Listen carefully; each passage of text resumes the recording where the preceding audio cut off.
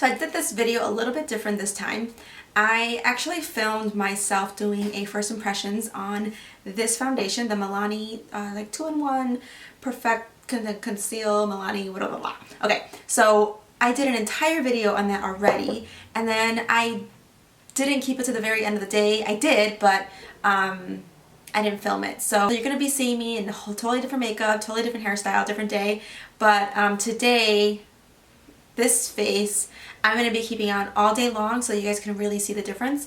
At the very end I will talk about how I set my foundation differently maybe, or what products maybe affected the way it looked at the very end of the day. So hopefully I'll have a better idea of how to review it. I'll show you how I applied it and what my thoughts were initially. This is in the color 06 Sand Beige. My sister was the one who actually found these for me, and she has pretty much the same complexion as me. She's a little bit tanner than me, so she got one shade lighter.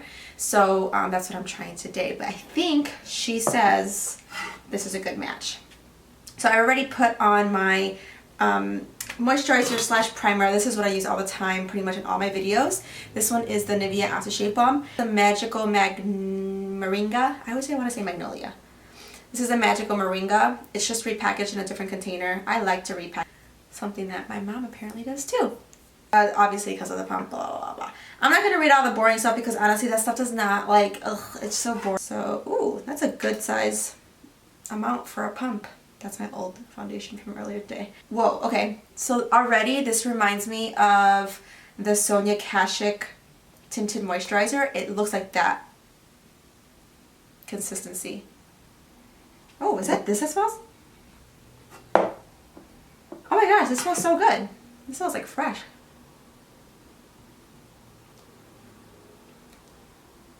Yo.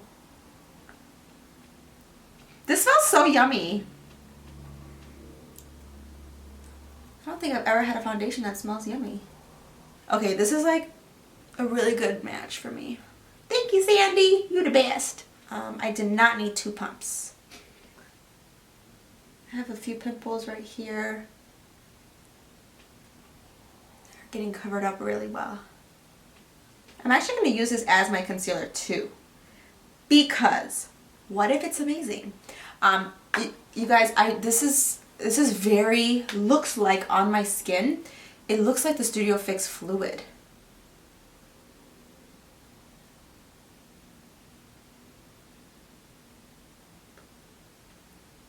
Wow.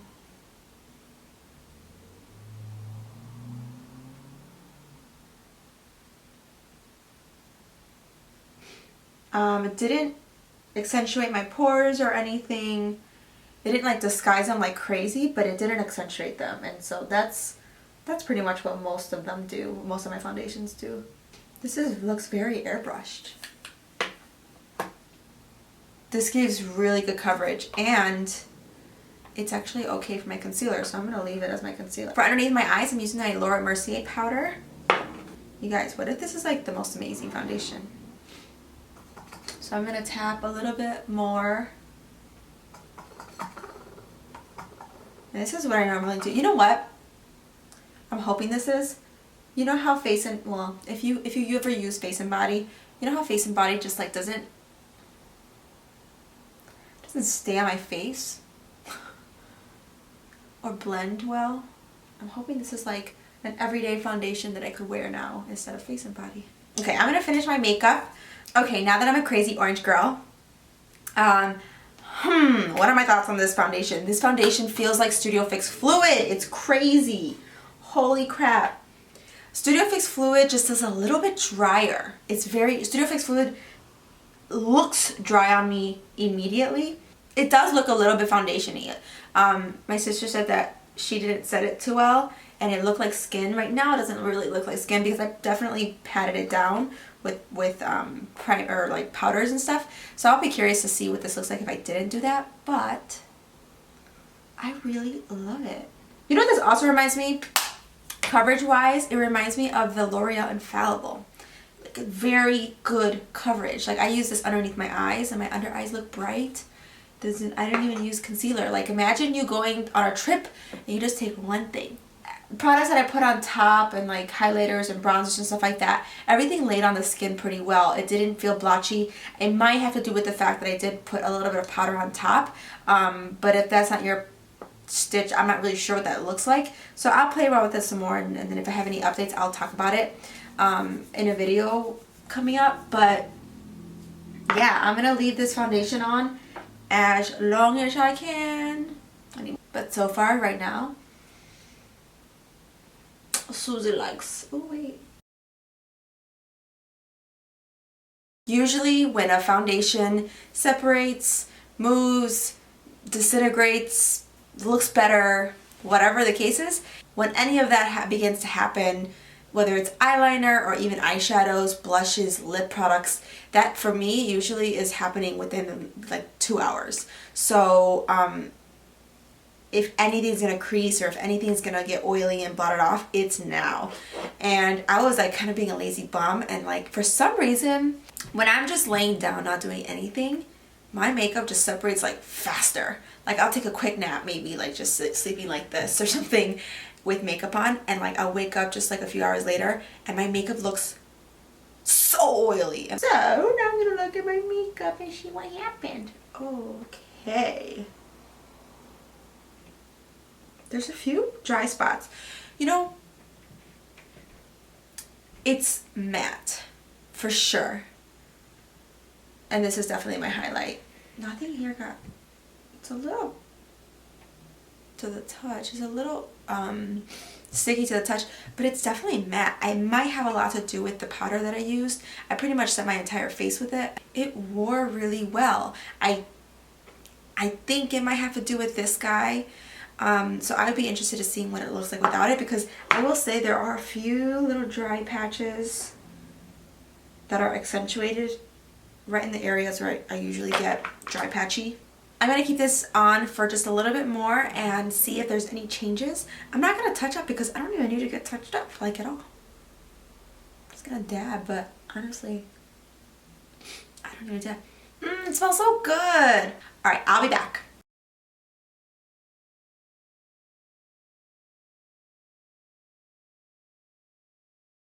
Don't be alarmed. So I had this on for 9.5 hours. Is that right? Yeah, 9.5 hours. It's a long time. Looking in the mirror, and maybe you can tell, all right here and my forehead is extremely oily. Now, I didn't powder as much as I did yesterday when I tried this on. Yesterday I set the entire face with my powder, my Laura Mercier powder, and this time I didn't. I just set like just the under eyes and that's it, because I really wanted to see how it really wore. Yesterday was a little too dry, and that was because of the powder. This time it's definitely not the foundation that's dry, it was the powder. So what I will say though is that nothing has like touched away, like even doing that like doesn't completely take off anything. Oh wait, maybe it did. Yeah, it did. It hasn't really come off, but like it wears like really well. Can this be a really great foundation that's really affordable and available?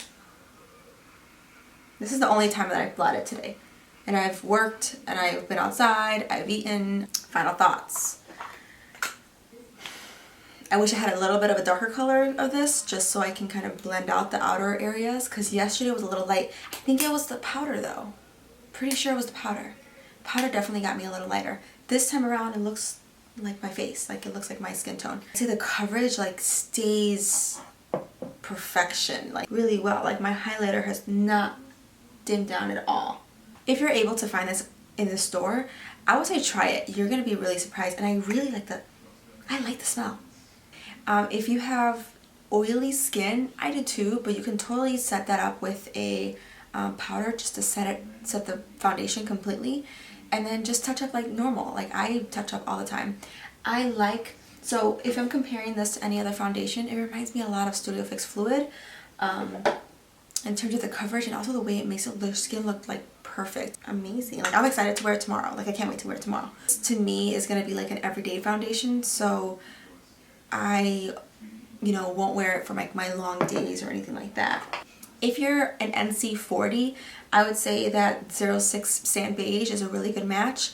I'm like between an NC40 and an NC42, so I would probably do a lighter shade or darker shade if I'm, you know, really kind of paying attention to it, but I don't have one, so I might order it online. The longevity is actually pretty amazing. It's not oil control. That's not at all what I'm saying, but it does last a long time. I haven't touched up in 9.5 hours, and I literally just powdered right now, and this is how it looks. That's pretty amazing.